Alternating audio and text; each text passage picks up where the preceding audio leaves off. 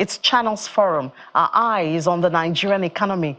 64 years of independence. How well have we managed our resources? We did have that conversation on food security. Now we'll look about energy security, which is a major driver of economic activities. But before that, we have a goodwill message from the president of Lagos Chamber of Commerce and Industry. He's right here with us in the studio, Mr. Gabriel Idahosa. Good evening, sir.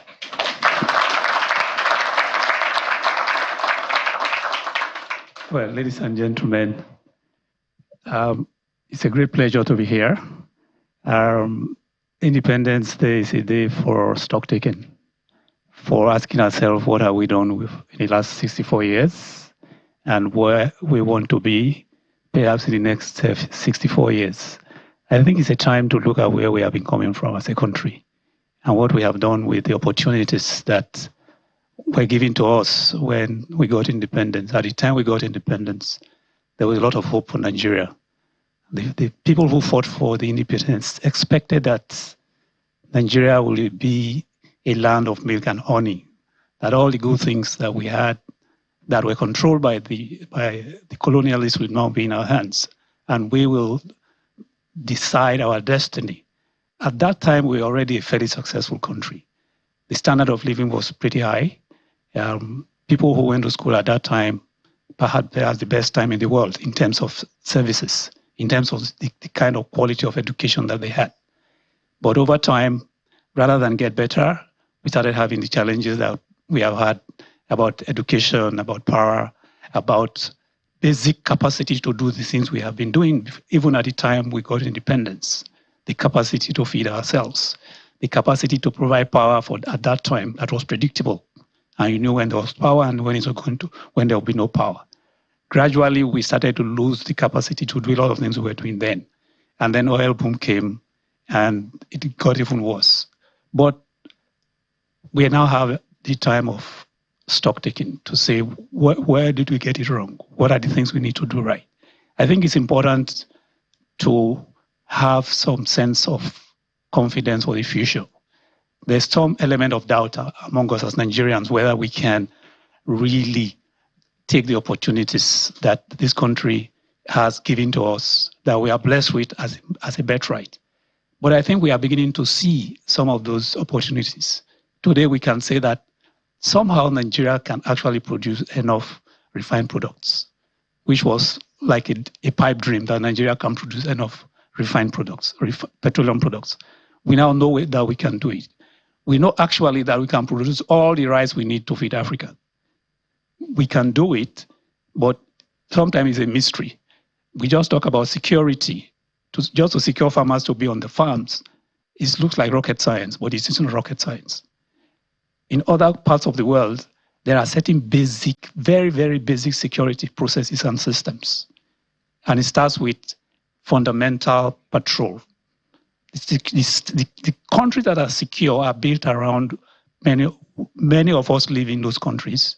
That is a basic community security patrol built around various levels of policing. You have the Interpol, you have the national police, you have state police, you have community police, you have metro police. And that kind of policing ensures that even if you're at the remotest village, there's security enough to keep you safe. Those are the things that challenge us as a country.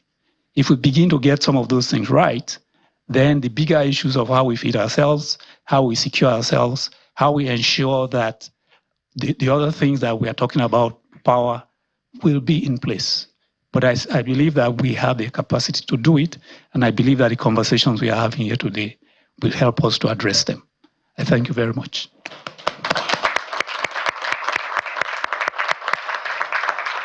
Thank you so much, sir. Thank you so much, Mr. Idahosa, for that message of hope. And we'll delve into that on that platform.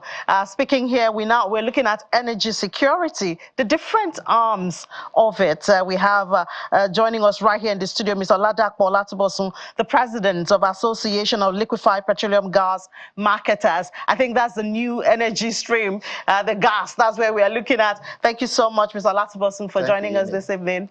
Happy independence to you. Wish you the same. Happy independence to viewers at all.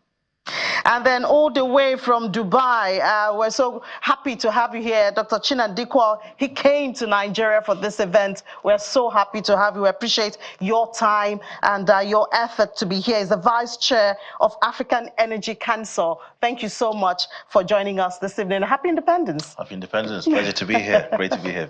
Great. And then also the Managing Director and Chief Executive Officer of Jet Motor Company, Engineer Derek Ewelukwa, joins us here. I'm sure you have many perspectives to this energy conversation. I do.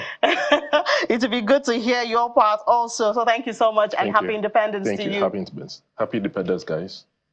And then all the way from London, we do have joining us Mr. Momo Oyarikwa. He's the chairman of Crude Oil Refiners and Owners Association of Nigeria.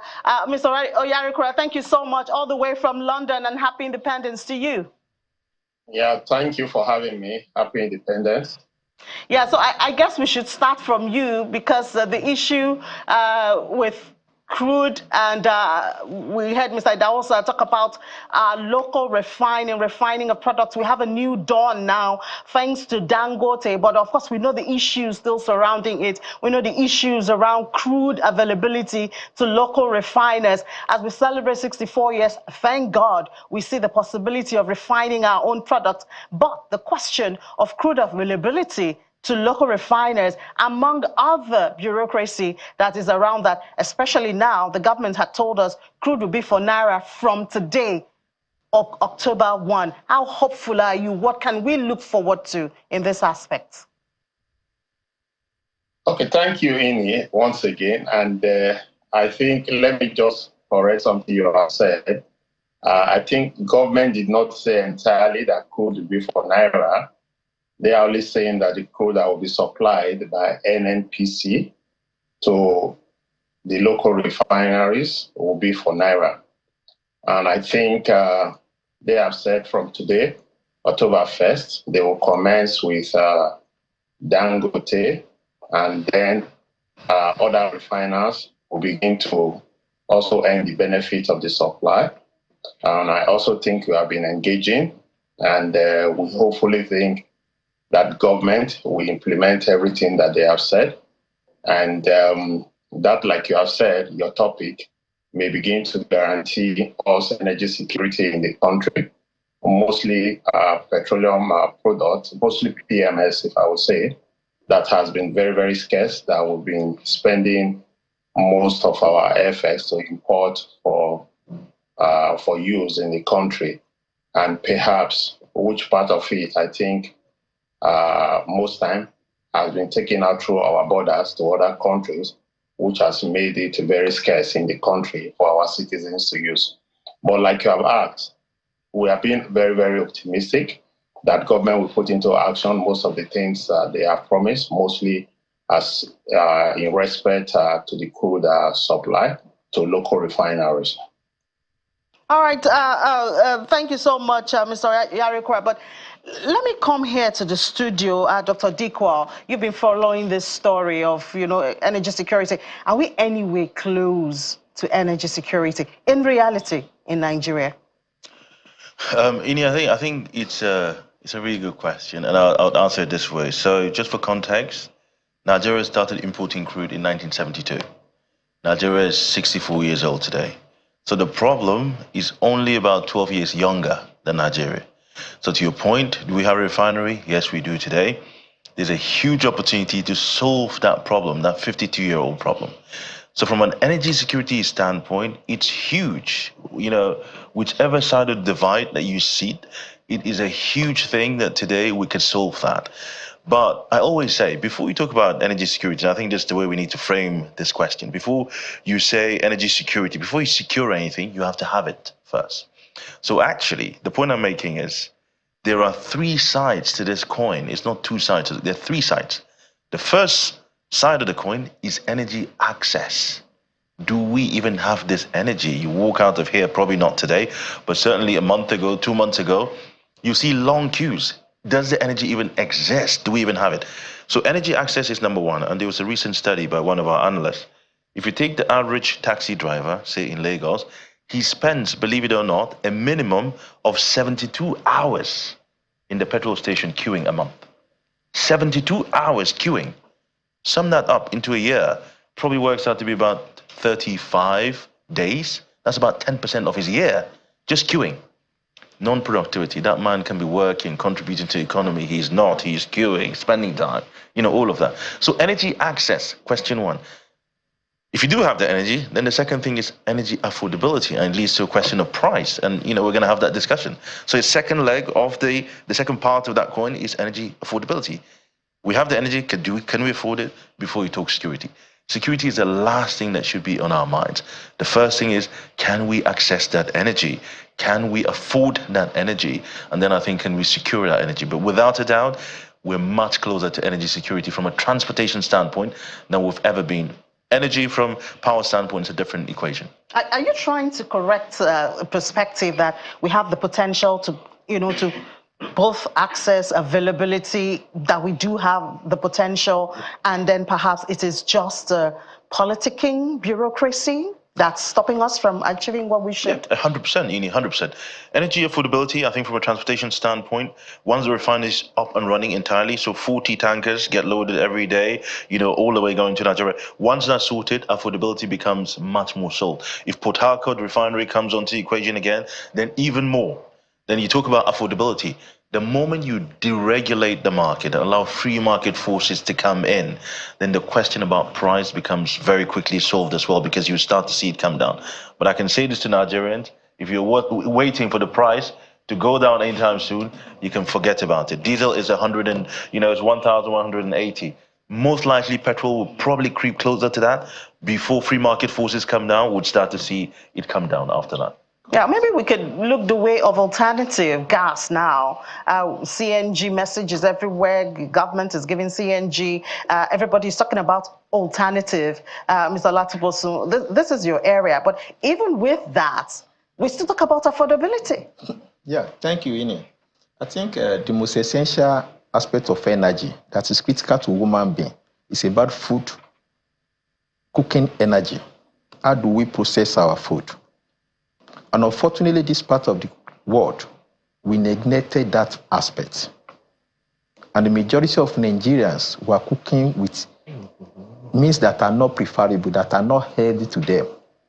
They waste time, it's shortening their lifespan, they increase medical bill because we do not have access to a clean and the most acceptable means of cooking, and that is LPG.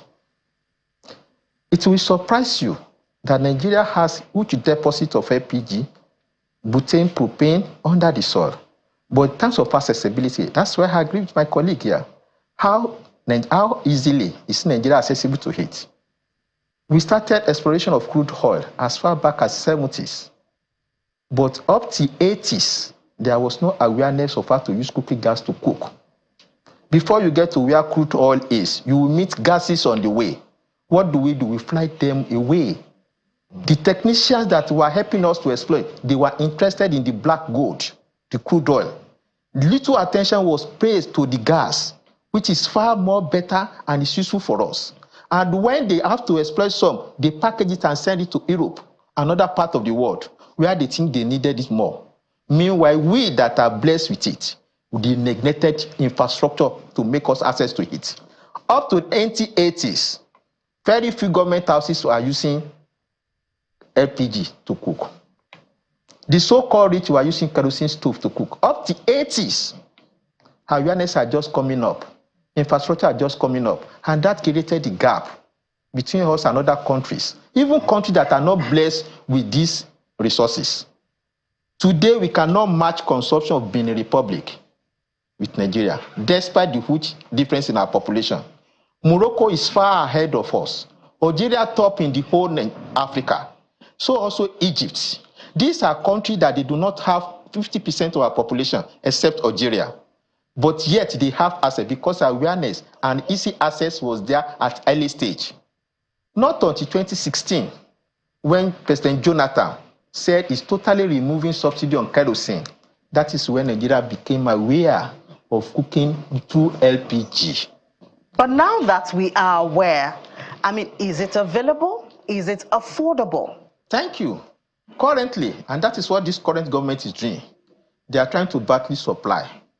to make it available. The supply is relative because the usage level is low. By the time the usage level grow the way it's supposed to grow, currently Nigeria consumes 1,250,000 metric tons per annum. That is ridiculously low to our population. We should be consuming not less than 6 million to 700 million per annum. But is it low because of non-awareness, or low because, I mean, we've had conversations of people want to convert their cars, and the cost of it alone is also... That is the problem. Affordability, purchasing power of Nigerians. A lot of the poor people in the village, we are not talking of cities, in the village, you gave a chart about the population distribution of Nigeria. About 35% are in the village. Out of that 35%, only 5 or 2% are using LPG to cook, are using butane. So those ones are out of the net. They don't have access and they can't afford it. So affordability, purchasing power of Nigeria is a factor, and the cost of this. However, we must see this as a social good that will benefit everybody and also benefit our economy. Because the more people are running away from it, the more we are increasing medical bill, the more we are deforesting, and that is too dangerous. Climatic change. The Western world, they are buying gas from us. You don't go anywhere in Europe and see anybody using a cooking stove. Far back as early as 1960s, 70s. But here, till tomorrow, there are still some parts of Nigeria that are cooking with wood. And these are areas we should look at. The future, the prospect. How do we develop this? We must create awareness, number one. Two, we must make it affordable. And this is area government needed to play a role. They are struggling to meet demand in terms of supplying locally and allow importation and creating infrastructure. The wide gap that has been there since 70s, they are now trying to bridge it. A lot of investors are coming now, trying to bridge it. It takes time for us to be there. But while we have to bridge that gap, we must also think how best to get people there and make it accessible to them. So accessibility in terms of purchasing power is a critical factor. All right. We'll talk to Engineer Derek to share his thoughts on that. But just before, we do have story or news coming in, and Ladi has that information. Yes, in a news, Justin, if you've been following geopolitics in the Middle East, then you know that this is not a surprise. See, Iran, they've launched a barrage of missiles at Israel, about 200 missiles into Israel and from Iran. And Iran's UN mission describes the attack as legal, rational, and they're saying that it's fully ready for any retaliation from Israel. Alarms sounded across Israel and explosions could be heard in Jerusalem and the Jordan River. And I got to check on oil prices, and I see they're already reacting, and it's interesting, we're already talking about energy right now. We're seeing oil prices already up 3%, Ini. It's up, Yeah, you can expect that oil prices will react. Incidentally, we're talking about energy now. Nigeria's mainstay is oil. So while Nigeria may have an increased revenue, but the issue of subsidy and importation of refined products obviously draws back the gains from that. We'll get to that, hopefully, if time would allow us. But let's get the thought of Dr. Engineer Derek. We're talking about accessibility, alternative energy. That's what everybody's talking about. The world is talking about renewables. We're still flaring gas, which is supposed to be potential to help us to gain on this. And we saw Mr. Tuposon talk about, the costs. The number of people who have been excluded from even accessing this. You're right. I'm going to maybe throw a shocker to the audience. It might not be a shock to some of us here. Nigeria has the highest deposit of natural gas reserve in the whole of Africa. Nigeria has almost about 6 trillion standard cubic meters of gas under the ground. So, question of availability shouldn't be our problem in Nigeria. We have abundance of gas. I'm taking this towards the direction of energy for transportation. For a thriving economy, people need to move from A to B. Goods need to move from A to B. So we need to move people around. So if we tap into our gas reserves, experts have it that our gas reserves will last anywhere from above 10 decades to 30 decades what we have in the ground. Nigeria being the highest in natural gas reserves is still not exploiting it for obvious reasons. Everyone is focused on petroleum. And that's why I applaud some of the initiatives of the current administration when it comes to energy initiatives. The compressed natural gas initiative is one of them. Previous administration started the Decade of Gas initiative.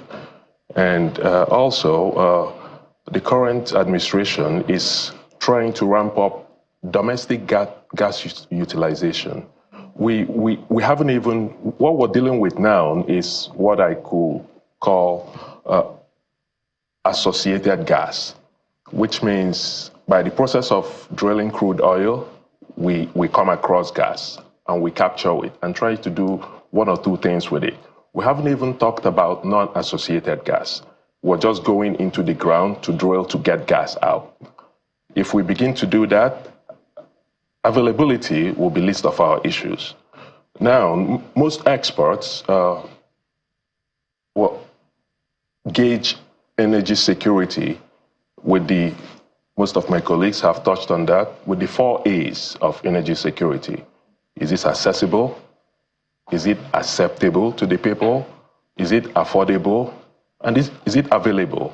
We have all the resources in Nigeria to slam through these 4 A's. But there are many drawbacks. I'll go towards the compressed natural gas. With the new initiative from the federal government, compressed natural gas is the low-hanging fruit for transportation. We see the news coming out of the Middle East. Guess what's going to happen to crude oil and all the byproducts of crude oil? They might go way over the roof. Now, this is the time. If we begin to exploit these, government policies are boosting these sectors. There are lots of private investors going into the CNG. A company that I represent, we are beginning to churn out CNG vehicles. I stopped by today to fill up my work pickup truck with CNG just along Ilupeju, Mushi area. Okay, I paid 2,400 naira to fill up the tank, and it's affordable in today's context. So if we solve the availability issue with CNG, solve the affordability issue with CNG, let's begin to work on acceptance. Do we have a problem with acceptance? Or is affordability and availability the discouraging factor? I hear some backroom discussions on acceptance. People are a little bit skeptical when they hear gas. So I'm going to sit in the same vehicle with a gas cylinder. This is not happening. So that's acceptability. Okay? So when people hear that, they hear gas, they think about explosions, they think about fire. But compressed natural gas in its state, this is natural gas compressed to about 1% of its volume under normal atmospheric pressure. And it's compressed to almost 250 bar, or 25 megapascal, if you will. So by its nature, it's almost immune to explosion, okay, or fire. Because when it escapes into the atmosphere, it's already lighter than air, so it just dissipates. As opposed to liquid fuel that will come down and easily ignite. So the properties of, these are some of the awareness and education that needs to be given to the people for us to counter the acceptance issue. And the current committee on presidential initiative on compressed natural gas, I think they're doing a fantastic job trying to educate the people. I see the posters all around town. I see the the campaigns all around town. And I guarantee, I want to believe in the next couple of months, years maybe, there will be mass adoption of compressed natural gas as an energy source for the transportation industry. Egypt is doing it. Egypt doesn't have as much gas reserves as we do, but most vehicles on the road in Egypt are powered by compressed natural gas. So I can go on and on if you allow me, but I know it's your area, yes. I think. But let's bring Dr. Dikor here. So I hear we have the highest deposit, another potential of Nigeria. Then I also heard Mr. Tubosun talk about infrastructure. So even though we have it as a natural resource, we have to add value for it to be usable and for it to be available. Are we giving enough attention to infrastructure in this area? Great question. I think, I think he made the very good point. The reality of it is when you look at the potential that we carry from a pure natural resource endowment, there are very few countries that can beat that. Even oil, we're the highest in Africa, production, of course, not reserves. But gas, I think, is our biggest competitive advantage. There's no question of that. So when you think about it, we have the gas all along the coast of Nigeria. In today's world, many of the houses, even if you just come off straight of the coast, how many of our houses actually have gas being piped in for consumption, like you're describing? Very few. So infrastructure question. That should have been a given, years and years ago, but we've been unable to solve that question. And I think it goes back to your point. CNG, there's no question that is the way to go. Whether you look at it from an affordability standpoint, I think, way cheaper, probably, a fourth of the price of PMS. But the reality of it is the mechanics to take natural gas, compress it in that way, and send it all the way to Sokoto or to, all of those. I think those are the things that remain still a big question. I can see how PMS is easily done. And when you listen to Dangote, actually, just last week, very clever strategy. What they said is, instead of sending all of those tankers through Lagos and Lekki to cause the gridlock, they're going to take much of that PMS across the coast of Nigeria into Port Harcourt, and from Port Harcourt, Warri and Calabar, and start to send them up north. The truth about it is, liquid fuels are much easier to handle. Are they cheaper? No, they're not. Are they safer? No, they're not. I'd rather have gas, but the reality of it is they're much cheaper to handle. But I would say this, gas is Nigeria's competitive advantage. We need to create the domestic demand for it. So yes, CNG, and if we could pipe the gas, even much better. All right, let me bring in Mr. Yakerua now from London. So you obviously are in the part where they're talking about the liquid gas and not the compressed gas and the natural gas. When you hear conversations like this and the world is embracing renewables more and more, do you think that there could be a struggle? A lot of investments that your association, members of your associations do. Do you see a struggle? Could you be that you also need to join the side of the conversation?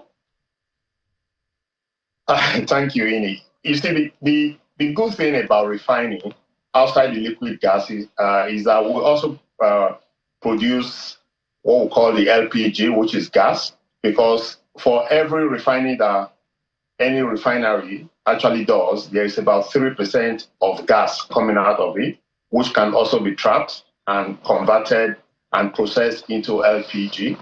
I think, like he mentioned Dangote in the past, I think Dangote was looking at even producing LPG into the market. I'm not sure if he still wants to do that, but for every refining process, there's always gas coming out, which of course can also be compressed and processed with the plant, and LPG can also be produced into the market. But of course, like everyone has alluded to, the current problem and the current product that we require in Nigeria today is the liquid gas, which is what the refineries are producing. And I think this is going to stay with us in the next few years to come. Maybe in another 10 to 20 years, I'm sure this will still remain with us. So we in the refinery sector, we are still trying to bridge the gap before gas on its own become the product that we require for our vehicles. Yeah, but we're still struggling with this. I mean, decades after we have started. Do you see the end of the tunnel, or is it bright somewhere where we would actually say, oh, we now have sufficient PMS, for instance, and we can actually turn to the alternative? Yeah, I think, for me, it's a policy issue when it comes to refining in Nigeria. Recently, I was browsing through some information about Nigeria refining. I mean, I don't know how many people know that refining in Nigeria started in 1965 by the first 30,000 barrels per day refinery that was installed by Shell, which eventually NNPC, it was not called NNPC then, or the government of that time actually aligned with Shell to make it 60,000 barrels per day, which is the refinery they are trying to actually revamp today in Port Harcourt. That was the first refinery that was installed in Nigeria. And into 1972 and all of that, we began to have maybe bigger refineries being planned. In the 80s, we began to have maybe the Warri refinery, Kaduna refinery, and all of that. But what has been the major problem? Why has refineries not, or have refineries not work in Nigeria? Is it actually being, one, about maintenance, then two, about crude supply? These two issues, they have always been the issues we have had with refineries in Nigeria. And as it stands today, the challenges some of us are also having, it's also about crude supply. It seems there's a glitch there, the network with Mr. Gere. But, I mean, should we now give up? Even the Port Harcourt refinery, we're told, will start working in, I think, September. We're in October now. We've had a lot of shifts, So should we give up and just embrace this alternative gas? The answer to that question is we can't give up. We can't really, in the world economy, it's tough to actually do away completely with fossil fuels. Okay, given what my colleague mentioned, they are the cheapest to handle. Okay, it might not be the cleanest. So at the end of the day, we can't really do away completely with that. But there is room for coexistence of both renewables and fossil, in my opinion. Is the sad truth? I'm a true advocate of sustainability and sustainable development. Fossil fuel doesn't fit that bill, okay? But I'm just trying to be truthful in the real sense of it. In my early days studying sustainable engineering, any development that allows you to fulfill your needs today without jeopardizing the ability of the future generations to fulfill their own needs is sustainable. Okay? So the oil has been argued that is no way sustainable, but it's one of those evils that it's tough to shake. So we shouldn't give up on our refinery. If you ask, we shouldn't. We shouldn't give up. All right, let's hear what our audience we'll come back to you, gentlemen, but let's get a feel from our audience. I'm sure they do have some questions, but remember, Engineer Derek said, don't give up on the refinery, even though we've had a lot of changes, and the operational dates for Port Harcourt, for instance. But Ladi, what questions do you have? Yeah, so we have, questions from our online audience, and we also have from right here in the audience in the studio. But for the online question, we see my question is, this from Inkenta Luke. It says, why is Nigeria generating energy to neighborhood countries, but no steady light in Nigeria? Then we see, why is it too difficult for us to fix our refineries over the years? So Are they working on ensuring we have 24-hour electricity? That's from Godwin Emmanuel Jidiku. Is the government thinking about other ways to generate energy rather than the use of dams? Another one from Atta Williams Ebiloma. What innovations are on the horizon for reducing carbon emissions from energy production? So definitely a lot of questions coming from our online audience, Amy. But for me, it hurts every time I try to buy fuel in my car and I'm having to pay over 1,000 naira per liter or close to 900. My heart bleeds. Every But time. when we told you to convert your car to, you refused. I just want my trunk space. You said you were scared. Yeah, I know. Yeah. So it's the conversation as you noted. We've heard it.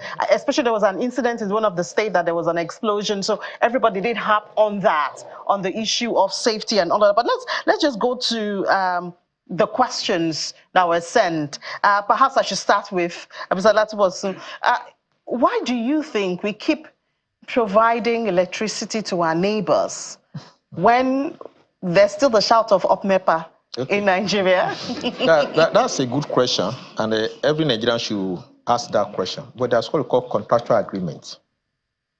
When Nigeria was about to dam Kanji Dam, don't forget River Niger flew, that's a source, and it flew from another country to Nigeria. Yeah.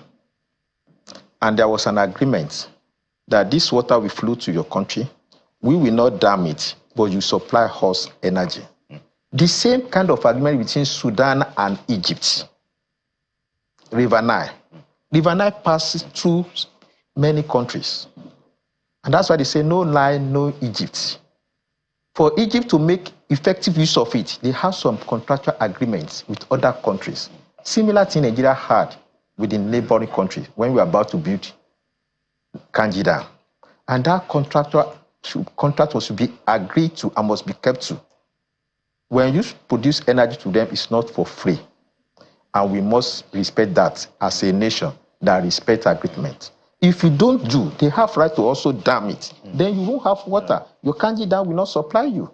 So the one that's the without not speaking for the Minister for Energy in Nigeria, but from reality, as a Nigerian, that's also concerned. My research has shown me that is one of the reasons, but there may still be other reasons. In terms of energy supply to Nigeria, things will get better. The government are now taking to alternatives. We are not using dam again. I think we have thermal.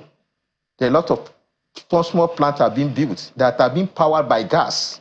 And we have that in abundance than the one that's being powered by hydro. Yeah. And that's looking for another source. There are a lot of solar companies coming up. So there are a lot of energy generation in Nigeria. The problem we have is concentration of the energy into a source. You go into a village now, you will see some solar companies are already penetrated there. They have lamp there and they are powering them. They are lighting. That's an energy supply. So if we improve on all the sources and we are able to coordinate them, we will have sufficient energy. We are generating energy, but it's not well coordinated. Even the generator you use in your house, you are generating energy, exactly. But we need to coordinate it, and the government needs to do more in terms of infrastructure. Give it to them. They've, actually invested a lot into that, and they are trying to come up with that. We are waiting for the results, I guess. Hopefully. It will not be like right, Dr. Dikwa, also, one of the questions was, why do you think it's so difficult for our refineries to work in spite of how much has been spent?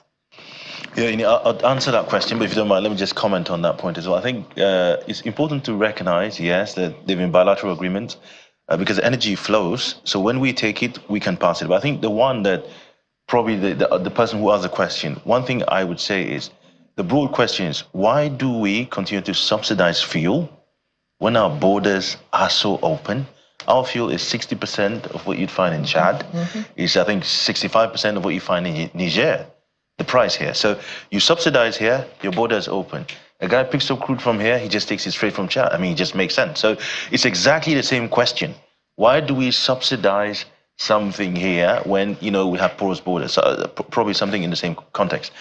But to your point, why do our refineries not work? Honestly, it's a very you know, I want to tread carefully here with regards to what I say. Does this have to do with politics or something? No, not politics at all. But I think, you know, it's a big conundrum, because if I just compare it, so I mean, in 2021 we spent $1.5 billion on the turnaround of Port Harcourt refinery. We're talking about it today.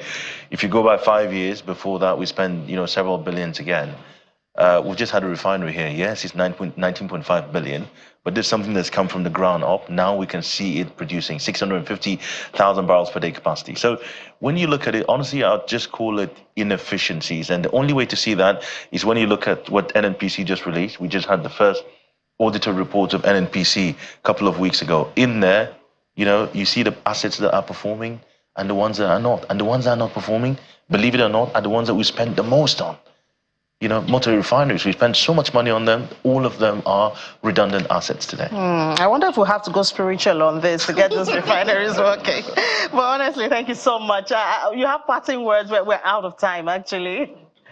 For the road, it's the problem of power in Nigeria. From my own little research, it's not engineering, it's not technical. We have bright minds, we have bright engineers, we have bright technical people, you know. We have the resources. I'm thinking it's more financial, okay? And I think that's why Mr. President made a strategic appointment of the power minister. When he made that appointment, people were saying, oh no, what has got an accountant to do with the power sector? But sometimes when you follow the money, you solve your problem. So I think we're on the right track. And I believe in no time, our power situation will be solved. There you go. Another hopeful message right there. I think we should also get parting words from Mr. Yakeriwa, so we're not leaving him out, even though he's joining us virtually from London. Parting words from you, sir. Yeah, for me, what I would say is that the country has to conceptualize an energy sustainability solution and ensure that there is funding behind it. Because one of the major challenges that I see, like my colleague has just said, it's really about funding. There is so much that can be done in the energy value chain, whether it's about renewable energy, it's about fossil fuel, of course, whose gas is also part of fossil fuel. And whether it is about we drilling more oil wells or drilling gas wells and all of that, we have the money available in the country. It's a major challenge. Then there is also human capacity building. Have we built enough human capacity in the sector, in the energy sector in general?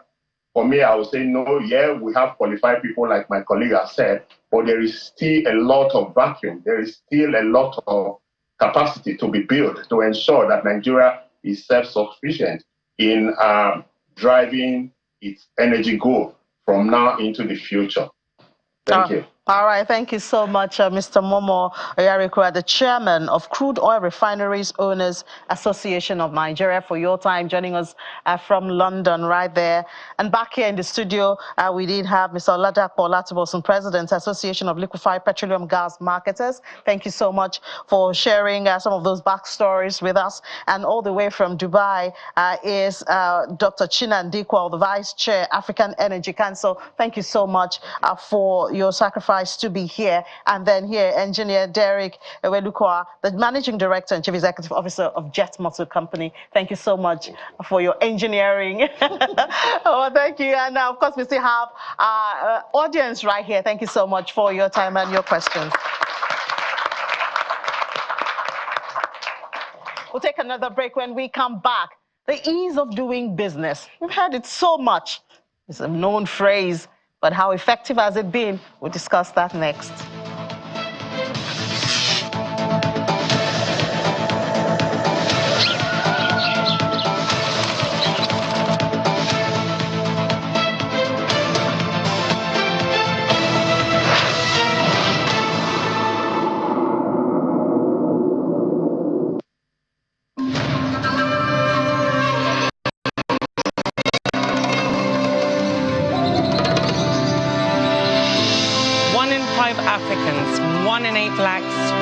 global plain, is a Nigerian, a people of pride and pedigree germane.